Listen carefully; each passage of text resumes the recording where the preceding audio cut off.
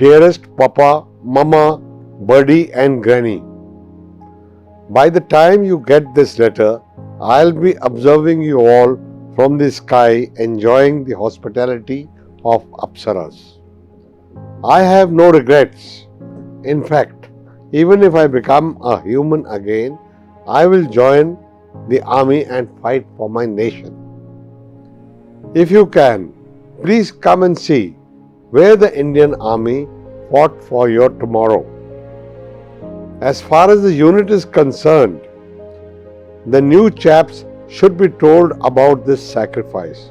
I hope my photo will be kept in the Alpha Company Mandir near Karni Mata. Whatever organ can be taken should be done.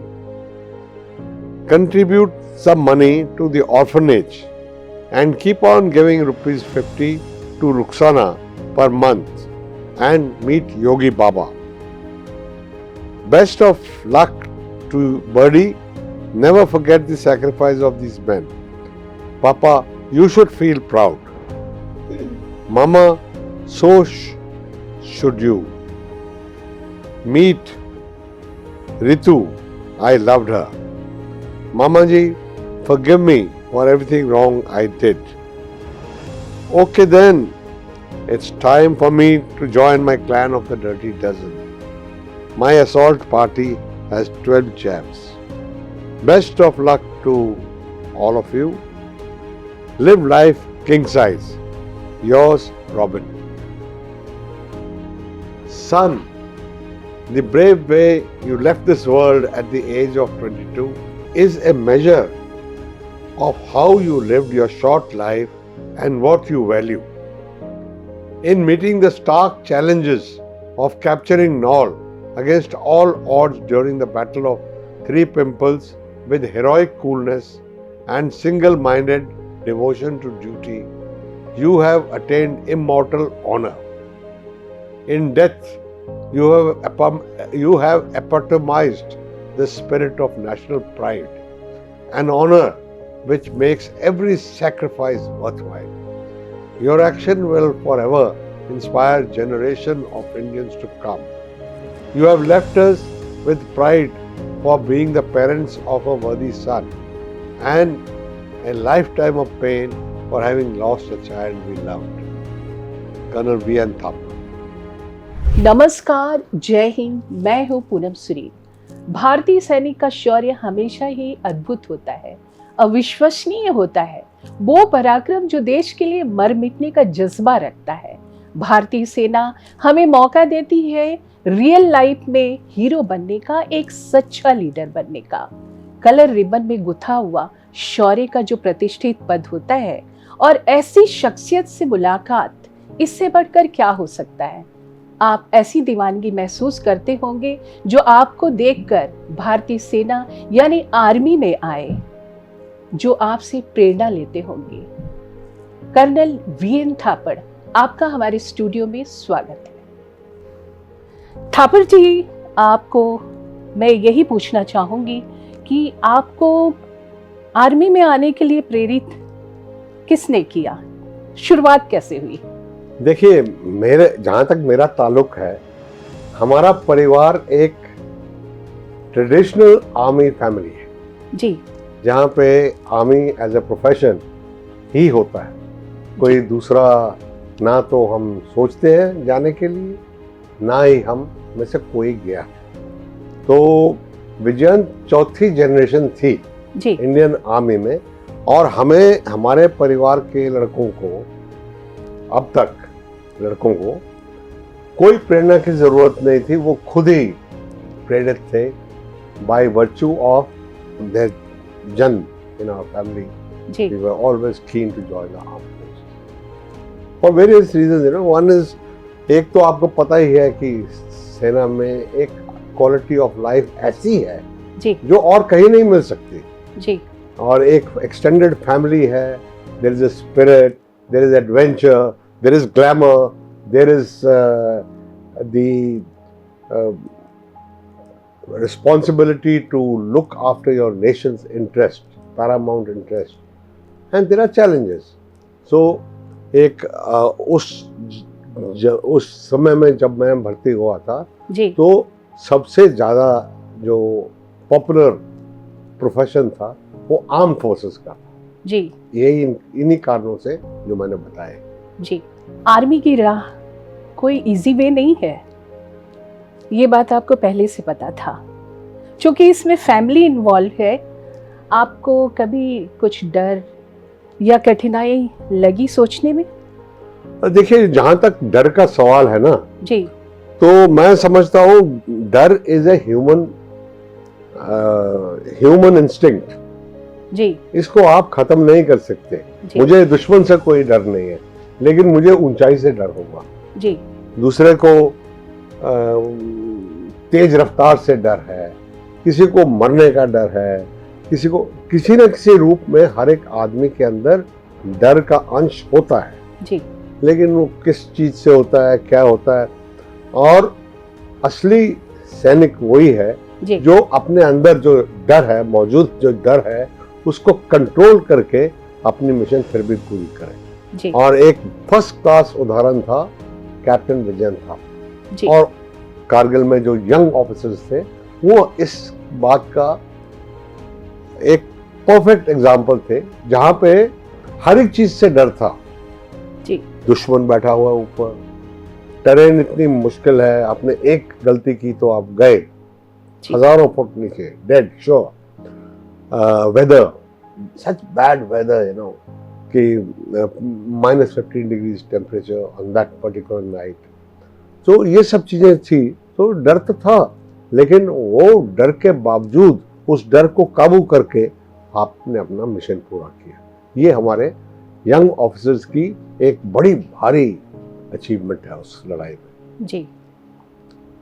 Army join करने के बाद आपकी क्या चुनौतियां रही? मैं army join करने के बाद वही चुनौतियां थी जो हर एक आर्मी ऑफिसर के सामने होती है। एक तो है टू प्रूव योरसेल्फ। जी क्योंकि युद्ध के मौके बहुत कम आते हैं। जी देखिए 1962 की लड़ाई हुई थी, जी हाँ और हम लोग सिर्फ मात्र 20 दिन से वो लड़ाई को मिस कर गए, क्योंकि सब लोग यंग होते हैं, खून गर्म होता है, देश के लिए बहुत प्यार है और देश के लिए सब कुछ करने के लिए तैयार है।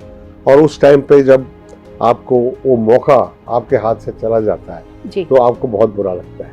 तो इसलिए जो भी मौका मिला वहां पे अपनी वर्थ प्रूव करने के लिए, अपने देश के लिए कुछ करके जाने का जो अभाव है, वो बहुत स्ट्रॉन्ग इमोशन होता है सैनिक में, और वही मेरे में था जी थ्रू आउट। और विजन में तो वो बचपन से ही था। उनके खून में ही था। जी हाँ, जी जी हाँ। थापर जी, ये बताइए, आर्मी में फिट एंड फाइन रहने की जरूरत होती है, आपके फिट रहने का क्या राज है, बताएं। नहीं, देखिए आप जो भी चाहे, कुछ उम्र तक तो, कुछ अरसे तक तो फौज ही आपको फिट रखती है। जी सुबह जाना पड़ता है पीटी के लिए, शाम को गेम्स खेलनी पड़ती है, स्विमिंग है, 100 किस्म की, पहाड़ ऊंचे ऊंचे चढ़ रहे हैं, तो वो एक आदत बन जाती है जी टू रिमेन फिजिकली फिट। क्योंकि क्या होता है कि कभी कभी आप कर ही नहीं पाएंगे वो काम जो सेना आपको देगी अगर आप फिट नहीं है।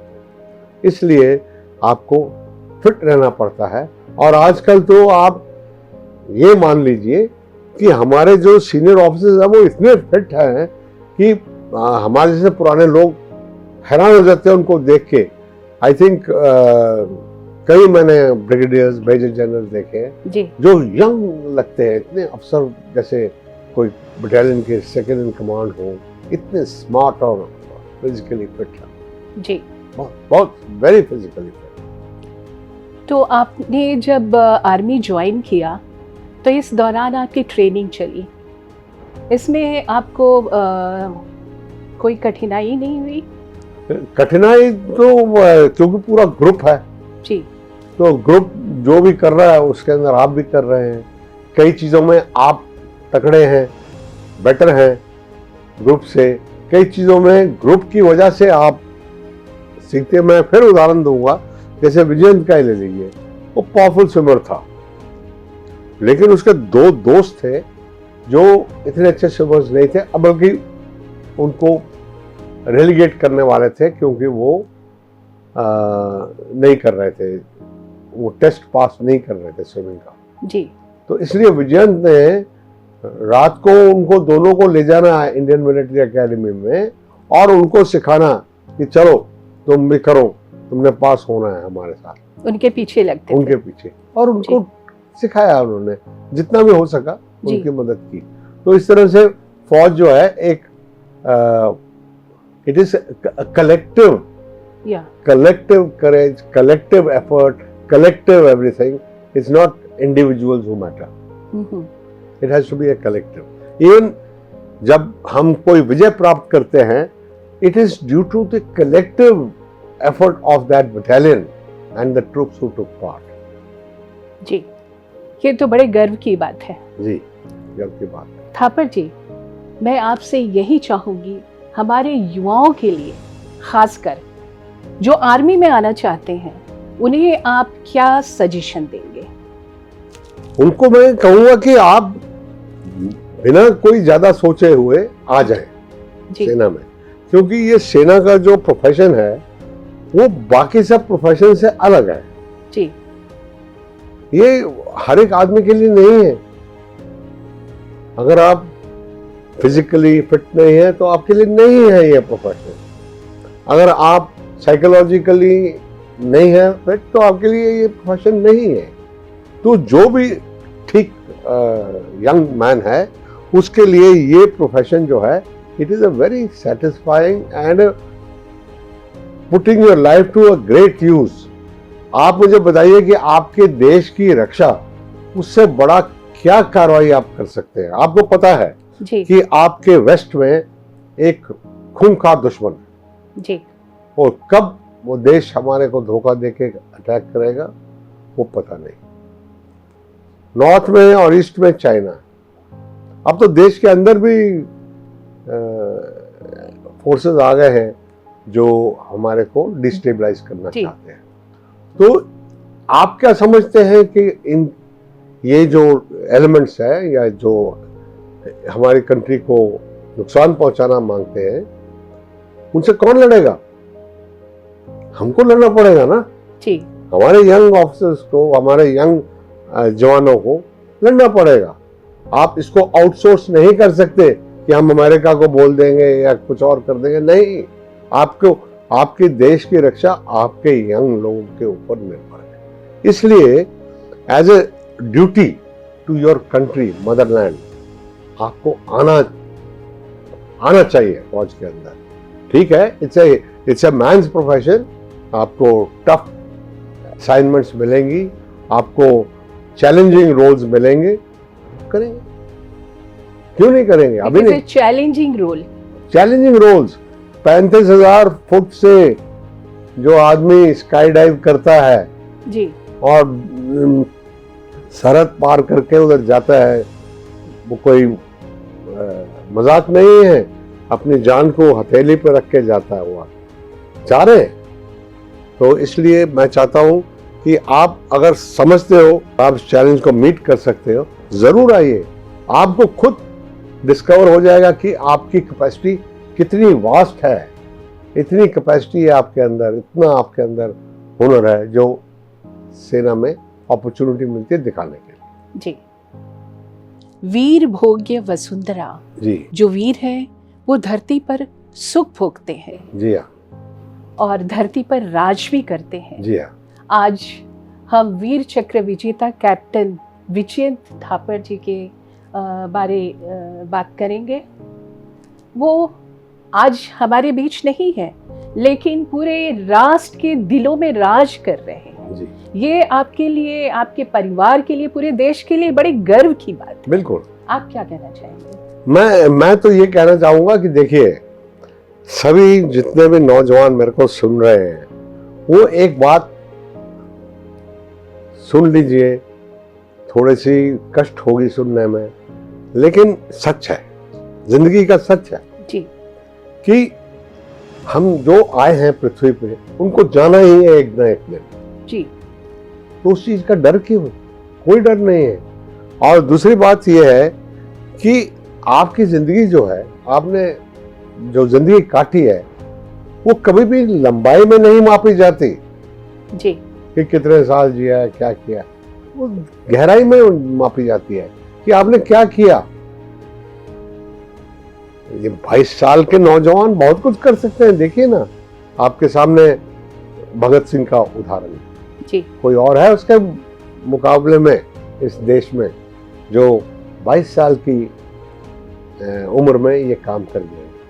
उसके बाद कई लोग हैं, अभी विजयंत है 22 साल का था, मात्र 22 साल का, अभी 6 महीने की सर्विस नहीं हुई थी और सबसे भयंकर लड़ाई बैटल ऑफ टोलोलिंग और battle of knoll, three pimples में उन्होंने हिस्सा लिया अकेले। उनका कंपनी कमांडर भी मारा गया लड़ाई में। सीनियर जेसीओस घायल हो गए, लोग उनके साथ वाले इधर उधर घायल पड़े हुए हैं।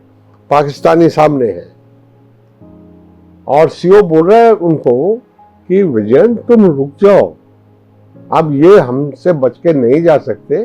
कल को सुबह हम उनके पीछे चले गए हैं, कल को सुबह हम इनको खत्म कर देंगे। पर नहीं साहब, वो नहीं होगा, क्योंकि यहां पहुंचने के लिए मेरे जवान और अफसर, उनका कंपनी कमांडर शहीद हो गए हैं। अब अगर मैं पीछे आया फिर दोबारा आ जाएंगे वो, और फिर दोबारा हमको और कैजुअलिटीज लेनी पड़ेगी। मैं नहीं आने वाला, खत्म। वो उनकी लास्ट कन्वर्सेशन। मतलब ये एक प्रेरणा का स्रोत है हमारे जी। सब नौजवानों के लिए। आप देखिए ना, मैं आपको बताना चाहता हूं जी। यहाँ पे एक बड़ी इंटरेस्टिंग बात। आज कम से कम 7-8 या उससे ज्यादा बच्चे हैं जिनकी माताओं ने उनका नाम विजयंत पे रखा है। विजयंत, किसी ने रॉबिन, किसी ने विजयंत। और सबसे टचिंग जो था वो उन्हीं की बटालियन का था, 2 राजरिफ का ऑफिसर मेजर कौशिक। उनका बेटा हुआ 1 साल बाद, टोलोलिंग के विजय के 1 साल बाद जी, 2000 में। जी जी। तो मेरे पास आए और उन्होंने रिक्वेस्ट किया कि सर मैं अपने बेटे का नाम विजयंत रखना चाहता हूँ, आपको कोई आपत्ति? मैं क्या आपत्ति?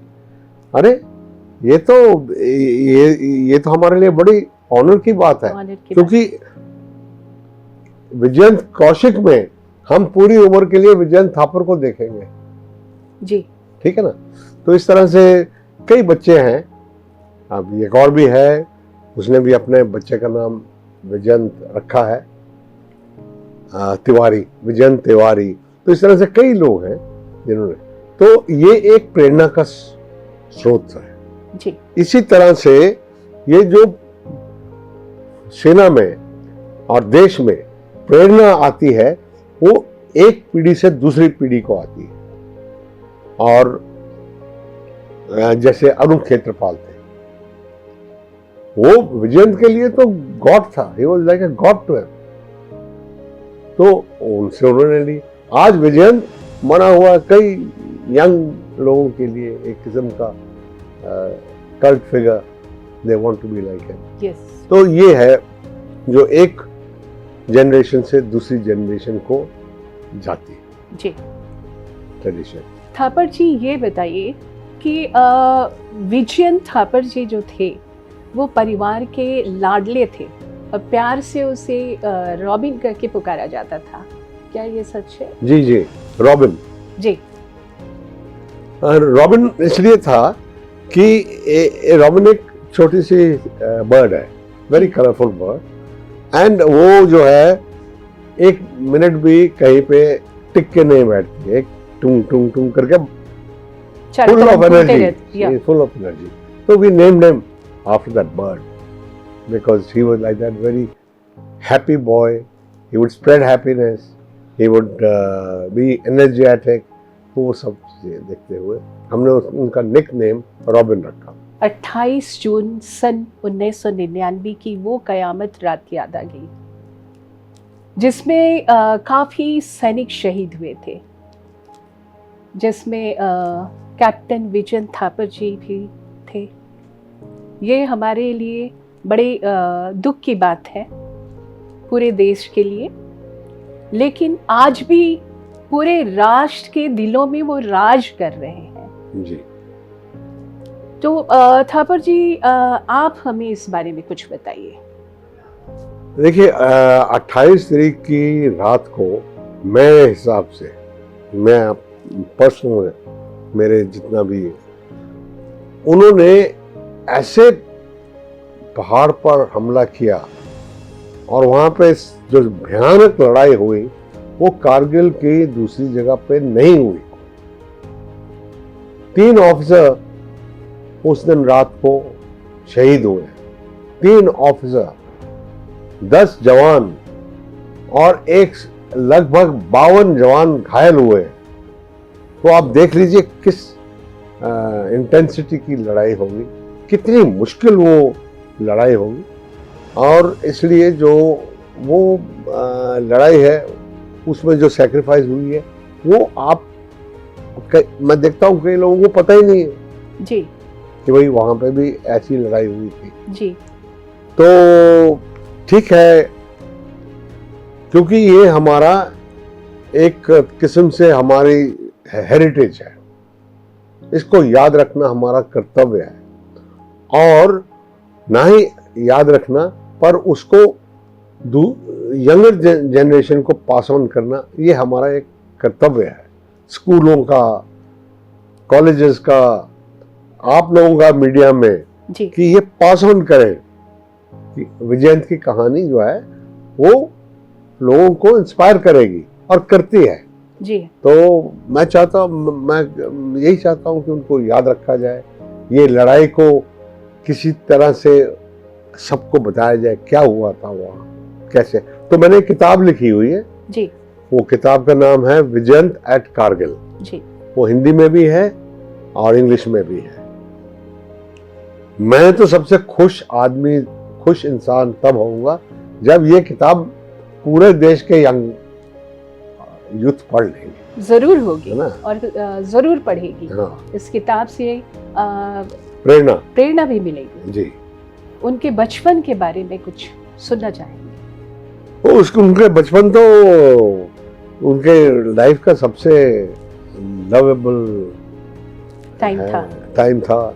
एक से बढ़ के दूसरा इंसिडेंट जो था, गाने के भी बहुत शौकीन थे। हाँ, उन्होंने गाने गाए। लकीली जब उनका सामान आया जी, उनके शहादत के बाद उनका सामान आया तो उसमें एक बड़ा डब्बा निकला, इतना बड़ा कार्डबोर्ड का डब्बा जिसमें वीडियो कैसेट्स थे, ऑडियो कैसेट्स जी। उस जमाने में ऑडियो कैसेट।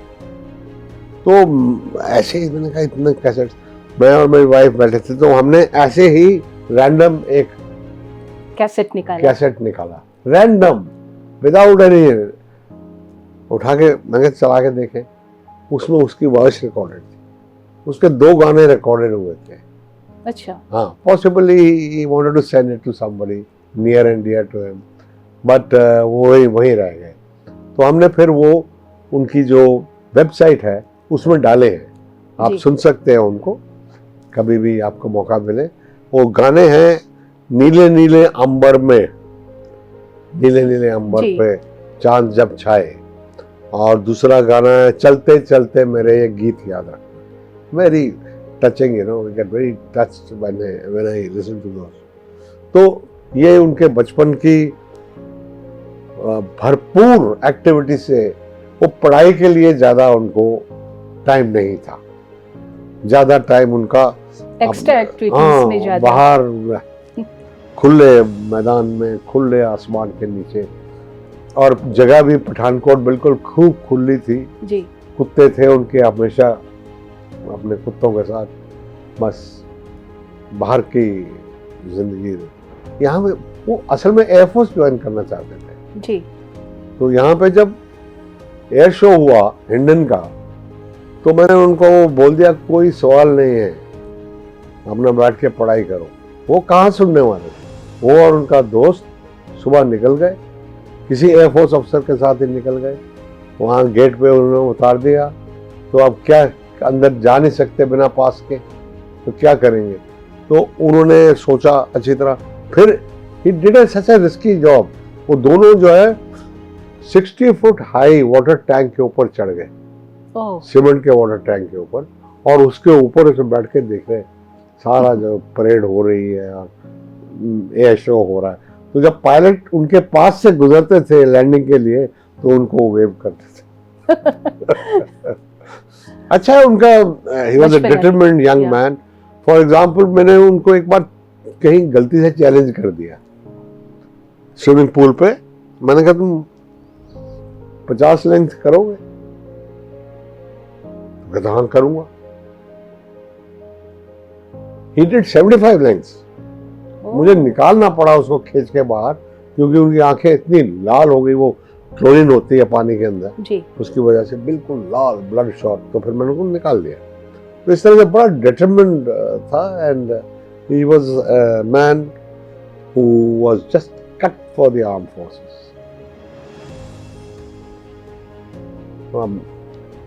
मैं चाहता हूं कि लोग उसी तरह से देश प्रेम से लोटपोट, बिल्कुल देश प्रेम उनके खून के अंदर भरा हुआ था। जैसे कि आपने देखा है उनके कमरे में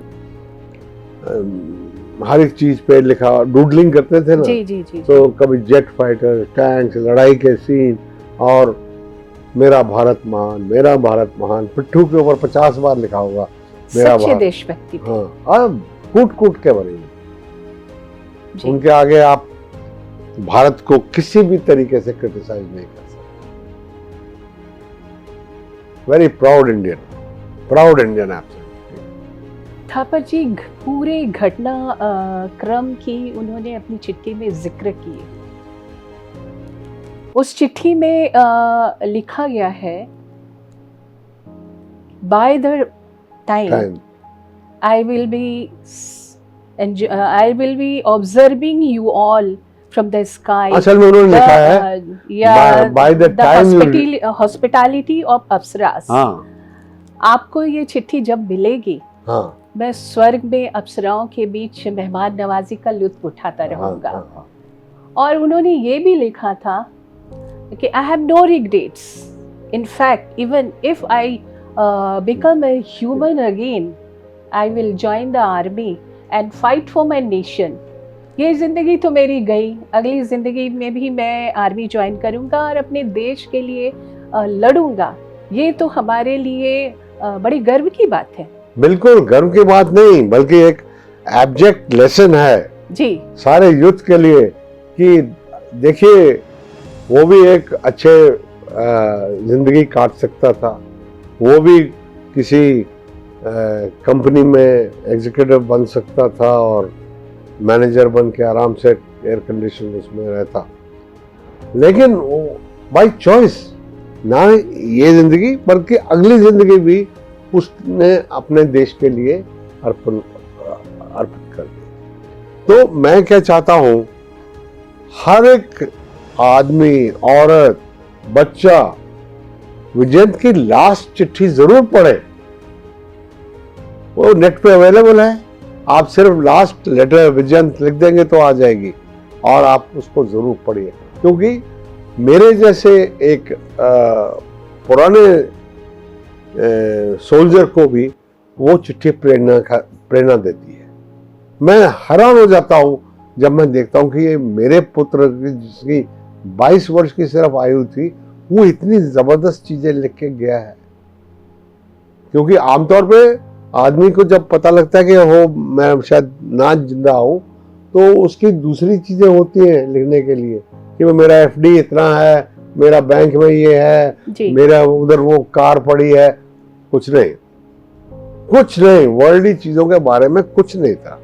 और यही इस पे मैं आ गया हूं अब पॉइंट पे कि हमेशा याद रखेंगे कि एक अच्छा ऑफिसर वो आदमी वो एक अच्छा अफसर वो आदमी तभी बनेगा जब वो पहले एक अच्छा इंसान जी।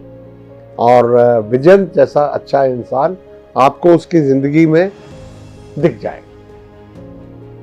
जब आप उसकी कहानी पूरी पढ़ेंगे तो आप देखेंगे कितना अच्छा इंसान था। मैं 2 मिनट और लेता हूँ, आपको बता देता हूँ कि देखिए कश्मीर में एक लड़की थी, छोटी सी लड़की, 2.5 साल की थी तब जी, रुखसाना। तो उसके फादर को टेररिस्ट ने बहुत बेरहमी से उनको मार दिया उस लड़की के सामने। वो लड़की अपने फादर को बहुत प्यार करती, बहुत ज्यादा प्यार करती। जब उसने अपने फादर को मरते हुए देखा, उसकी स्कल वगैरह सब उड़ गया और ये पड़ा हुआ वहां पे, तो वो लड़की म्यूट हो गई, विड्रॉ हो गई, अपने अंदर ही गुमसुम हो गई। तो पता नहीं लग रहा था क्या करूं। रो रो के वो एक कोने में खड़ी होगी जैसे कोई स्टैचू होता है।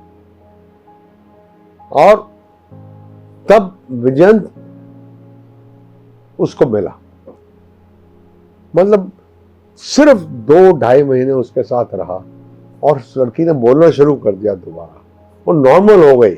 मिराकल। हाँ बिल्कुल। इंसान, जो मैं बोलता हूँ ना, अच्छा इंसान होना बहुत जरूरी है। यही नहीं कि मरते समय भी उनके दिमाग में वो लड़की थी और उन्होंने लिखा कि मेरी तरफ से 50 रुपए मात्र इसको देते रहना, इसकी क्लास फी के लिए, मन मत करना। तो आपको जान के ये वो होगा थोड़ा कि आज अभी तो नहीं, लेकिन 1 साल पहले तक मैं हर साल कुपवाड़ा जाता था उनके घर में। उस लड़की को जो भी मेरे से फाइनेंशियल हेल्प होती थी दे देता था। और वो लड़की कुपवाड़ा से नोएडा आई और वहाँ यहाँ पे सेक्टर 41 में रही 1 दिन, और फिर हमारे साथ उसने बिताया 1 दिन यहाँ पे। और फिर मैं उनके घर गया जी, और हमेशा वो बुलाते हैं मुझे अपनी तरफ से। अभी अब जाना बंद कर दिया क्योंकि बड़ा मुश्किल हो जाता है मेरे लिए। आपके लिए इतनी दूरी का सफर बहुत ही कठिन है। तो ये मैं बताना चाहता हूँ कि कैसे दयालु, कैसे देशभक्त, कैसे होलसम पर्सनालिटी थी उनकी, रिच जिसको बोलते हैं। That's what everyone. आप अपने टीवी बनाने में व्यस्त रहेंगे, पूरी जिंदगी काट देंगे। मैं कोई गेम खेलता हूँ वो करने में, कोई और है वो दुकान में पैसे बनाने में भी नहीं। Life is got so many angles and so many aspects. आपने अगर सिर्फ एक ही काम करना है तो उसका क्या फायदा है? आपने जिंदगी पूरी काटी ही नहीं जी। He is a man who lived the whole life through it. उसकी तरह आप लोगों को भी अपनी लाइफ का पूरा निचोड़ लेना चाहिए, क्योंकि मिली है भगवान की तरफ से आपको जिंदगी में, कितना कुछ है करने के लिए। बिल्कुल बिल्कुल। थापर जी, कारगिल दिवस में आप उस नाल के पहाड़ी पे जाते हैं जहां कैप्टन विजय थापर शहीद हुए थे। जी जी जी, कुछ बताएं। देखिए वहां पे मेरी एक तरह से खुशकिस्मत थी कि जब मैं पहली बार गया वहां जी, तो उनकी पलटन वहीं पे थी, लड़ाई के बाद वहीं पे थी। सितंबर में मैं पहुंच गया था और उनके सीओ ने कहा ठीक है सर, हम आपको सब कुछ दिखाएंगे, कहाँ लड़ाई हुई, कैसे लड़ाई हुई। विजयंत के मन में क्या था जब उसने चिट्ठी लिखी थी मेरे को, लास्ट लेटर, कि आप आके देखो कि आपके कल के लिए हम कहाँ लड़े थे। वो चाहता था कि हम उसको देख लें उनकी पलटन ने क्या किया है। तो मैं उधर गया और मैं हर साल जाता हूँ, हर साल बिना फेल। तो वहां पे वही जवान जिन्होंने लड़ाई में हिस्सा लिया था, वो सीओ, कमांडिंग ऑफिसर, वो सब वही थे। तो उन्होंने मुझे ले गए वहां पे और दिखाया कि यहाँ पे पाकिस्तानी थे, यहाँ पे हम थे, यहाँ से हमारी मशीन गन ने फायर किया, मतलब पूरा डिस्क्रिप्शन दिया अच्छी तरह से। और वहां पे बाद में 5-6 साल के बाद में पलटनों ने मिलके एक मंदिर बनाया है छोटा सा। अच्छा। हाँ, आप देखिए ये मंदिर है जी। तो मंदिर बनाया हुआ है वहां पे। और लेकिन वहां पे अब क्या है कि वहां पे माइंस है पाकिस्तानी, तो बंद कर दिया एरिया, कोई जा नहीं सकता वहां पे। तो ये नहीं तो मैं हर साल वहां जाता था। वैसे भी मेरी उम्र काफी हो गई है, जी। अब वो जाने नहीं देते मुझे। जी। तो ये जो है नॉल जो था बड़े भयानक जगह, बहुत भयानक, मतलब काफी ऊंची पहाड़ी होगी। 16,000 15-16,000 के बीच में है। और लेकिन पहाड़ बहुत, it is not the height, it is the going, इतनी मुश्किल है। 14 किलोमीटर तो उनको पैदल आना पड़ा वहां तक, इतना डीप आया हुआ था पाकिस्तान में। फिर बिल्कुल रॉक फेस, कोई झाड़ी कोई और, आफ्टर ऑल दुश्मन फायर कर रहा है, आपने कहीं पे कवर तो लेना है जी। है ही नहीं, बिल्कुल प्लेन रॉक सरफेस, और दोनों तरफ डीप खाइयां। 120 गन्स वर फायरिंग, 120 हमारी guns were firing on that small little place. एक 42 केजी का एक गोला जब गिरता है ना तो हिला देता पहाड़ों को, और 120 गन्स फायर कर रही थी। उधर से पाकिस्तानी भी फायर कर रहे थे। वो आग के दरिया में से विजय गया है और अपना जो उनका टास्क दिया था उसे पूरा किया। ये है डेडिकेशन जो कि सेना में होती है, ये है डेडिकेशन जो कि हर भारतीय के दिल में होने चाहिए अपने काम के लिए। चाहे वो इलेक्ट्रॉनिक इंजीनियर है या ब्रिज बना रहा है या कुछ और करना, एक तरह से डेडिकेशन होनी चाहिए। एक्सट्रीम डेडिकेशन सेना में होती है, लेकिन आप अपना काम तो करिए इस तरह से ताकि नेशन बिकम्स ग्रेट। जी। इट इज नॉट सिर्फ सेना के अंदर ये कहना गलत होगा कि सिर्फ सैनिक ही डेडिकेटेड होते, नहीं, police is dedicated, engineers are dedicated, there are scientists who are dedicated, there is an ordinary सफाई कर्मचारी जो अपने डेडिकेशन से काम करता है अपनी जगह को साफ। So that's a great lesson from his life he learned, and that happened at knoll. अगर आप नॉल की लड़ाई के बारे में कुछ और भी इंटरेस्टिंग बातें सुनने चाहते हैं तो हम आपको जरूर सुनेंगे, बताइए। ऐसे था कि नॉल जब आखिरी मोर्चा कैप्चर कर लिया, गिर गया पाकिस्तानियों का, हमारे हाथ में आ गया, तो उसके आगे मात्र 25 फीट आगे, 25-30 फीट आगे दुश्मन का एक और बंकर था। अभी हम नॉल से 3 पिंपल की तरफ जा रहे हैं, दूसरा जो ऑब्जेक्टिव था उसमें उन्होंने 3 मशीन गन्ने लगा रखी और वहां से वो चिल्ला रहे थे, तुम सारे काफिर हो, तुम क्या लड़ोगे, भाग जाओ। वो ये बोल रहे थे, तुम बीसी, तुम्हारा तो भागने का भी टाइम खत्म हो गया, अब तुम्हारा जनाजा ही निकलेगा। मतलब आप देखिए कि एक आदमी जो है वो 40 मीटर तक अपना ग्रेनेड फेंक सकता है और ये सिर्फ 25 मीटर दूर थे।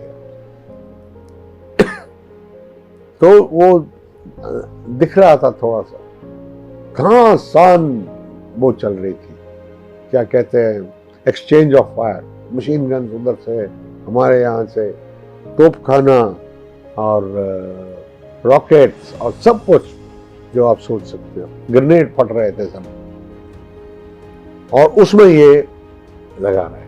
तो उनका जो नायक तिलक सिंह था कह रहा था मेरे को कि साहब, हर बार साहब अपना सिर उठाते थे तो मुझे दबाना पड़ता था कि नहीं, सिर मत उठाओ, गोली लग जाएगी। ऐसे करते करते थोड़े से एक वक्फा आया जी, जस्ट भगवान की तरफ से एक वक्फा आया कि वो फायरिंग बंद हुई पाकिस्तान में। शायद वो अपनी नई बेल्ट फीड कर रहे हुए कुछ, वो बंद हुई। जैसे ही वो बंद हुई इन्होंने कहा ये बेस्ट मौका है और उन्होंने छलांग मार के दुश्मन के ऊपर हमला कर दिया। ठीक उसी वक्त दूसरी मशीन गन ने फायर की जो और पीछे लगी हुई थी और वो गोली जो है साहब के सिर में लगी।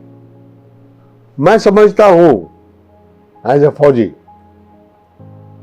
बेटे के जाने का दुख तो है पहले ही, लेकिन एज ए फौजी इससे अच्छी एग्जिट दुनिया से नहीं हो सकती। जब आपके हाथ में आपकी राइफल है, सामने दुश्मन है और आपको गोली लगती है और अपने कॉमरेड के बाहों में गिरते हैं, उससे अच्छी मौत कोई हो ही नहीं सकती। और हम ये सोचते हैं कि चलो देश के लिए बलिदान दे दिया छोटी उम्र में और